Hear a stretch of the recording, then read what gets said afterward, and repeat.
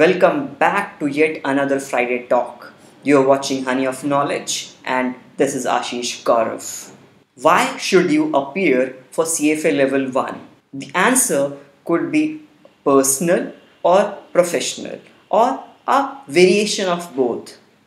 Personally speaking, if you study CFA Level 1, even if you do not aim to get a job through that route of getting CFA Level 1, 2, and 3 and pursuing an MBA, you get exposure to a lot of financial concepts which are very important for any layperson who is not aware of what a stock market is, what enterprise value is, what market cap is, what P by E ratio is, what is cash flow, what is profit, what is top line, what is bottom line.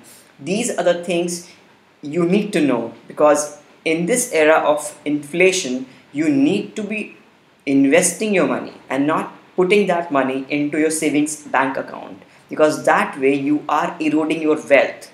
So in order to increase your wealth, you need to invest it. And to learn investing, CFA Level 1 examination is perhaps one of the very good routes for students, because in that way they are trying to build a career, or rather a professional certification, as well as giving themselves a chance to learn finance, which will be helpful for them in their future life. So this is why you should study CFA Level 1. And let's say you have decided to study CFA Level 1. How do you clear CFA Level 1?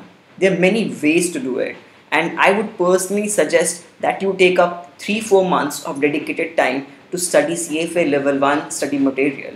And in those 3-4 months time, you can easily qualify for CFA Level 1 examination, or rather you can easily clear that examination.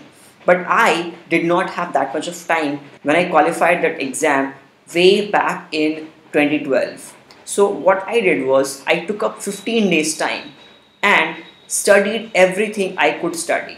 But a bit of disclaimer that I already knew a bit of finance, because I have been gathering knowledge for the past 5-6 years before that exam, but in bits and pieces, and not exactly CFA Level 1 material knowledge, but finance knowledge. So I was kind of aware of few things, but not everything. So how I decided to sit for that exam, or rather prepare for that exam, is I divided the exam into 4-5 categories. One was related to finance, one was related to mathematics, one was related to economics, and one was related to ethics. Now ethics part is a bit tricky in nature. No matter how much you study, you can get a very low score. Even if you do not study ethics, you could get a high score, because the options in that exam are quite close and confusing to someone who is not an expert in financial ethics. So I would certainly say that you should prepare ethics in a more serious way. If you leave ethics and think that I can attempt that exam without studying, you would be at a disadvantage. It's a gamble. Now coming to the maths and finance part of the things, there are many papers of finance. It could be financial reporting, portfolio analysis, and things like that. And those parts are not that difficult to grasp. I mean, if you look at the sample papers provided by CFA, you can easily understand what kind of questions they ask. So you don't need to mug up a lot of things. You just need to know how to solve particular types of questions. And those things can be learned in a very quick time. But you don't need to target 15 days, but it can be done. There's a possibility. You need to divide your time such that you give sufficient time to every concept.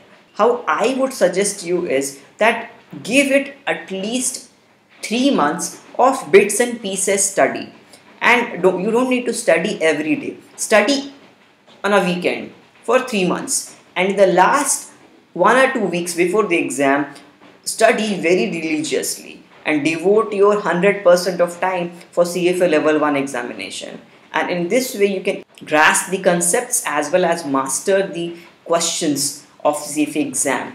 So I would suggest you that divide the exam into few categories, give focus on ethics, and try to give 3 months of your time before the last sprint of 1 or 2 weeks. And in these 3 months of time, take the weekends out and study for few hours. You don't need to give 5-6 hours on a weekend also. Study in bits and pieces. So 3 months of bits and pieces study on weekends plus 2 weeks of study towards the end of your preparatory cycle would be more than enough for your CFA level 1 preparation.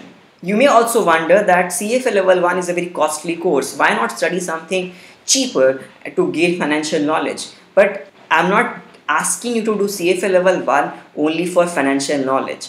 That is a way for you to get an exposure that do you really want to be a financial analyst or not. If you take up that CFA level 1 exam, it would give you a clarity on where you stand, what are your likings, and if in future you want to pursue a career in finance, then CFA level 2 and level 3 would be waiting for you. If you like this video, then do give it a thumbs up and also subscribe to my channel for more updates like these. And I would meet you again in another video. Bye bye.